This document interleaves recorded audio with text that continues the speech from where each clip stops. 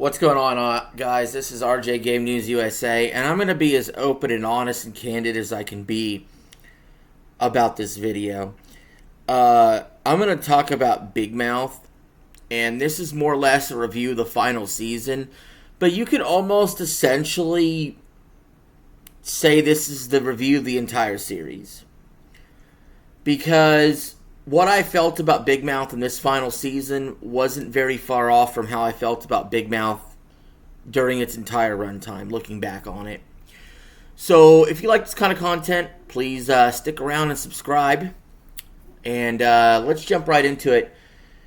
So to understand the final season of Big Mouth, we have to go on a little story here. And I'm trying not to be too long-winded. 8 years. Big Mouth has been around 8 years.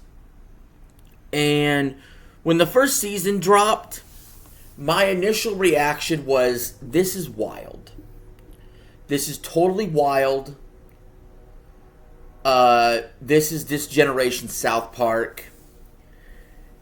I was convinced, just on shock value alone, we were looking at what would be the next great comedy in all of adult animated comedy. However, when I really stop and look back at the writing of the show, it's not that special. It's really not. Overall, the show's like a 7 out of 10. The season's a 7 out of 10. Now, listen, I'm not saying I'm one of those people that's going to sit here and be like, I'm offended at everything. I'm offended at everything Big Mouth did, and that's why I hate it. It's not true. I've seen all 83 episodes myself. I did feel like I was left wanting a little more from the show. And specifically how they stuck the landing of the ending. It felt like one of these non-ending endings. I feel like there was no tension in the final half of the final season. And without that tension, other than knowing that the show was coming to an end, it was flat. A lot of the jokes fell flat. A lot of the jokes were long-winded. And maybe in the beginning of Big Mouth's run, it was more like an 8 out of 10 show. And this was veering towards a 6 by the end. But a lot of the shock value had already long been gone from the show. At some point, you start to question, why are you even watching Big Mouth? At some point, you start to question, are these writers perverts themselves? I don't know. But when it comes down to comparing this to even season 7 of Big Mouth, you know, the fourth wall breaking was abundant in season 7. They also had that spin-off Big Mouth show that I thought was interesting. Because the first season of a new show, if it's any good at all, will always be interesting. Looking back on it, Big Mouth probably should have been a 4-year show, if it even existed at all. But I do kind of want to go through some of the character arcs, because I think that's what's important about Big Mouth. Is the main cast, how you felt about them in the beginning, and how you felt about them towards the end of the show, and their journey throughout. That's what's really important, because if you're going to glean anything from this other than just over-the-top shock jock jokes, it would be the story of these characters that grew up. And I gotta say, I'm satisfied with some of the story arcs. I'm not satisfied with others. I feel like some of the writers didn't know what direction they wanted to take the characters in the show. And ultimately, that's why we ended up with the non-answer, sort of ambiguous ending we got in Big Mouth, with a lack of tension. So let me start off with, we got to start off with Andrew. So Andrew, I feel, had a bad ending.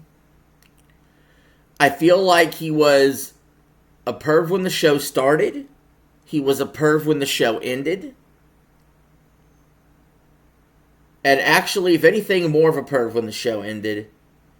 And actually in a spot that he was worse off than when the show even began. He hasn't really grown at all as a character. And clearly is going to have a really bad rest of his life based on how they left him. Even with the idea that he'll be balding early.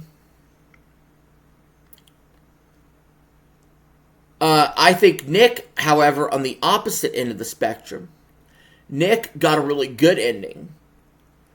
I feel like Nick has gotten put through the ringer quite a bit in this show. And has come out the other side. But the fact that he grew taller, the fact that his last controversy he made it through just fine, unscathed, and clearly he's set up to have a pretty decent life,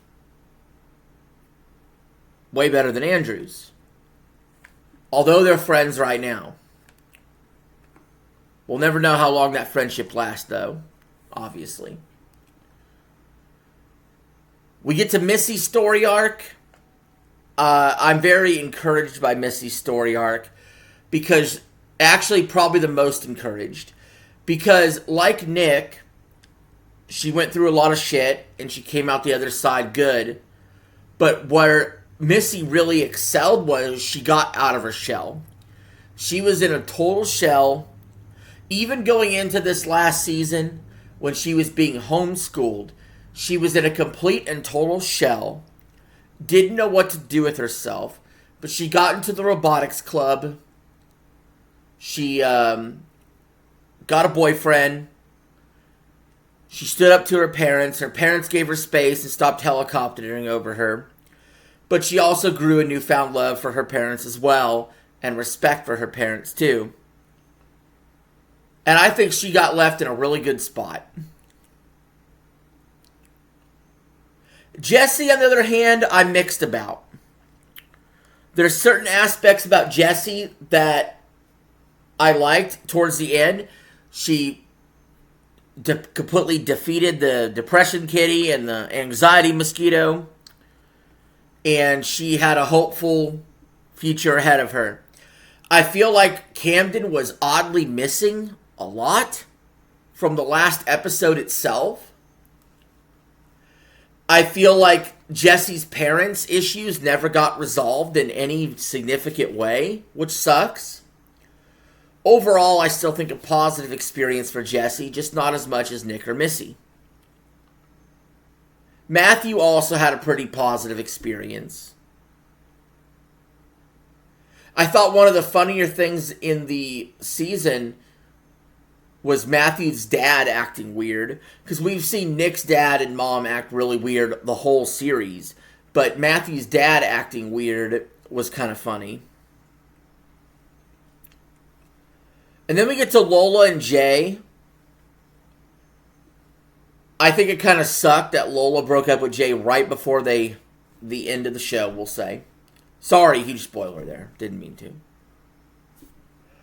But Lola and Jay both, I'm just going to talk about them both. They both have this, I think they're both bad endings for them. They're both just stuck in the same cycles of get together, break up, get together, break up. Their families suck. Their life sucks. They annoy people around them.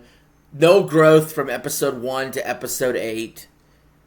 I'm surprised we didn't see Jay with the pillow again, honestly.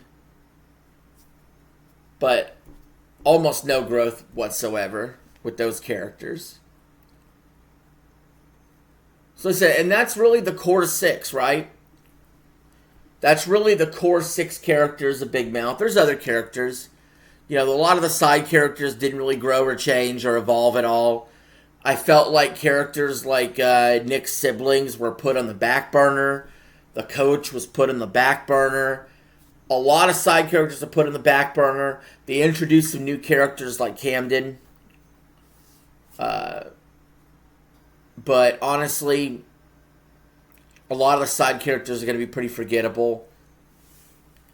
Ultimately, if you get anything good out of the show for any of these characters, it's Missy comes out of her shell and Nick gets taller.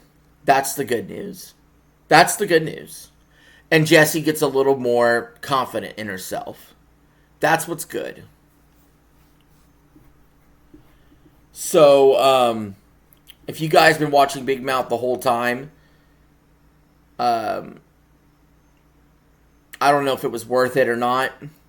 If I could snap my fingers, would I wish away the 83 episodes like that? Probably not. But am I going to remember this show past this review? Not really. I think I will forget about this show over time. I think it's a 7 out of 10 show. In the moment, it's a decent watch. But nevertheless, I'm going to go ahead and wrap up this video, guys. Thanks for watching. This is RJ signing out. Have a good one.